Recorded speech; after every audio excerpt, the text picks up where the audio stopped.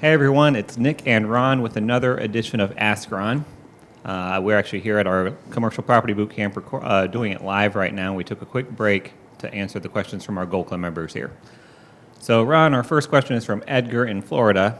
And Edgar says, can the trustee sell the property from the trust that I am the beneficiary without my authorization?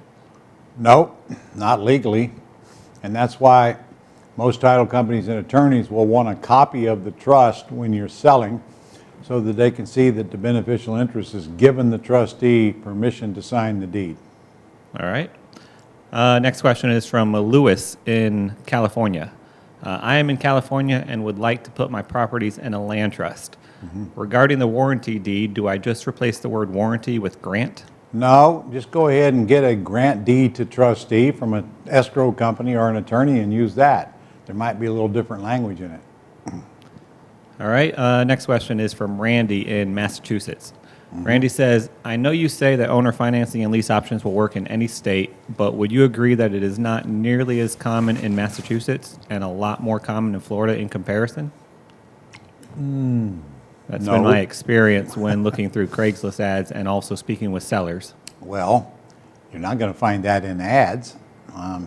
And speaking with sellers means you got to use the right script and get good at how you present it. That's true for Florida or Massachusetts. I don't live in Massachusetts, so I'm really not even qualified to answer that question, but I've been around a long time and I don't really care where you go. There's terms deals everywhere. I suspect you probably need to fix something that might be broke on the way you're handling the sellers. But in a great economy where houses are selling quick, there are less people who want owner finance, but gosh, you don't need but one or two a month. All right. Next question is from Yong in New York. He says, if seller has a free and clear house and is willing to take a monthly payment, but there is little or no equity, is it best to buy using owner financing and let the seller know we would only buy contingent on finding a buyer within 90 days? Young, your question makes no sense. First you said the house is free and clear. Then you said it has little or no equity. It's got to be one or the other. It can't be both. So I would probably need that question rephrased and resubmitted. But if it's leveraged high and there's very little equity, yeah, you can put the 90-day thing in there and make a contingent upon you finding a buyer. You don't have to make a contingent. Just put it in there, you got 90 days to close. And tell the seller what you're doing, fully disclosed. And then if you don't find the buyer in 90 days, they can either kill it or extend it for you. All right. Yang has another question. He says, I listened to your closing call recordings that came with the terms course. You quite often say to your sellers early on in the conversation that my compensation comes from the difference between what we can collect from my buyers and what we can pay you. However, on your $1 million script, we always start with, we usually buy with nothing down, okay? Can I assume that you develop the $1 million script after these call recordings? No, you listen to two different things, really. I would not get into the seller conversation about how they get paid unless they press me on that. There's no reason for me to answer that question if they haven't asked the question. So today, we usually buy with nothing down, okay, and wait for them to respond. And it's amazing how many times they say okay. All right. Young's third question is, what happens if 3 months go by and we cannot sell the house we just bought using seller financing or subject to? Is there a plan B? Are you saying you bought the property, Young? If you've already bought it, 3 months are not going to go by before you can find somebody to live in that house. Worst case, you just rent the dumb thing. But, I guess worst case, you come out of pocket and make a payment. But if you do, there's something wrong with your sales process if it's a decent house in a decent neighborhood. All right. Ron, do you recommend uploading Gold Club FSBO leads on the same day we receive them in the email, or is it better to let them sit for a couple weeks before uploading them to our VAs to call? You want to harvest them immediately. It'll take the VAs a little while to get to them anyway. And I don't think they're going to be any more motivated 2 weeks from now than they are now. However, that does make a case to follow up with them in a month and in 2 months and so forth. And our dream system will do that for you if you let our VA set it up. It'll automatically send them emails you know, we're still here. We got letters in there that consent based on what it is you're following up on. So let the dream system work for you on that. Let the sellers call you if they're ready to get back in, but you need to get a hold of them immediately. All right, next question is from Brent in Indiana. Brent says, would you ever do a deal where the buyer wanted a higher price, say 80% of ARV, for accepted a long term, for example, 10 years? I have no idea what that means. Would you take a deal where the seller wanted 80% of ARV seller or buyer? and gave you 10 right. years? It says seller. Would I take sorry, a it deal? does say buyer. Buyer wanted a higher price. Would I take a deal where the seller wants 80% of ARV and will finance it for 10 years? Are you kidding me? Skid marks to that deal. I'd take that one as fast as I get my hands on it. All right. Yeah, I don't know. He did You say don't buyer wanted a higher price. I don't know why a buyer would want a higher price. okay. But that'd be good too. Yeah, I think he meant seller. Okay. All right. We got a few questions from Javier in Georgia.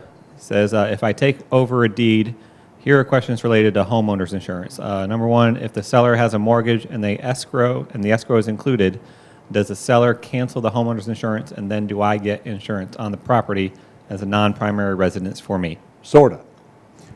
The seller should not cancel the homeowner's insurance until your policy is in place and in the hands of the lender.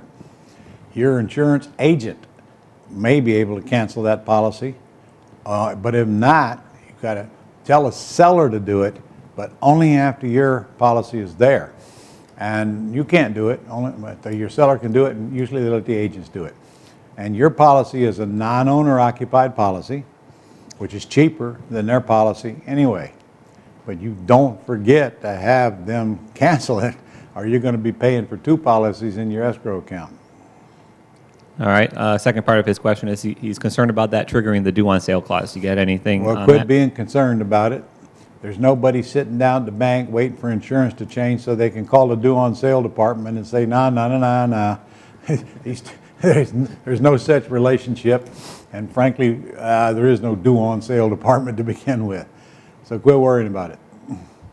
All right. He continues, says, I'm eager to buy my first pretty house, and I feel that limiting my target area to just 2 counties around me in Georgia, it may take me longer to find the right seller who needs a terms deal to help them versus if I open myself up to several counties.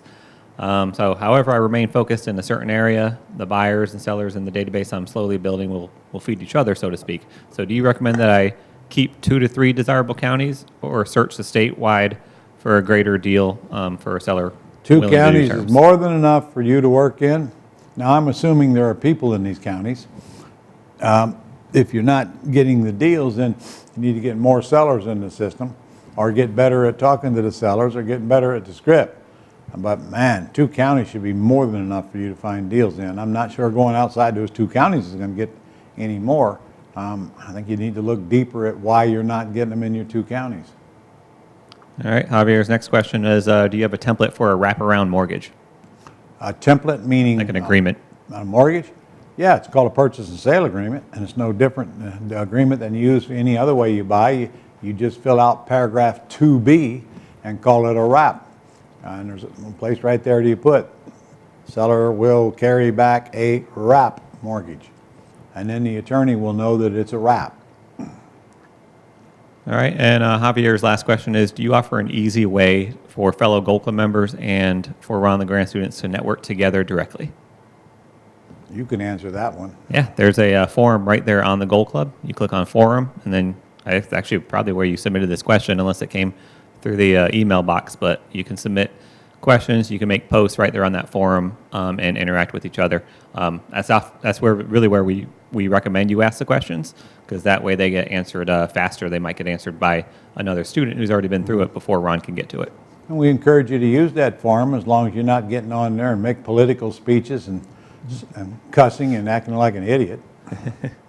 I don't think we've had any problem with that. Okay. All right. Scott in Michigan says, do you have a land contract on the Gold Club that we should share with our attorney that is written in? No. Scott, your attorney will produce the land contract. That is not something you need to worry about. All right. Next question is from Evgenii in Nevada. For a lease option, non-refundable fee, that would become a down payment, how is it taxed in the year the fee is received? Well, your CPA might want to call it, since it's non-refundable, they might want to call it income. Or they might choose to call it income the year that it forfeited or applies to their purchase if they buy. Honestly, I'd rather they just call it income this year and you pay taxes on it this year because that's when you got it. But that's a conversation you're going to have with your CPA. All right. Valerie from Ohio says she has a FSBO lead. Asking price is $119,900. Yep. The ARV is $134,000. Seller's asking $24,000 down. Balance of $96,000 plus 3 points. 8% amortized at 20 years. No.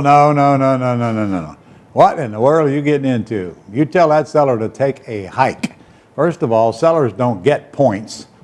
Lenders get points. Mortgage brokers get points. And that's obviously who you're dealing with. 8% is a ridiculous interest rate.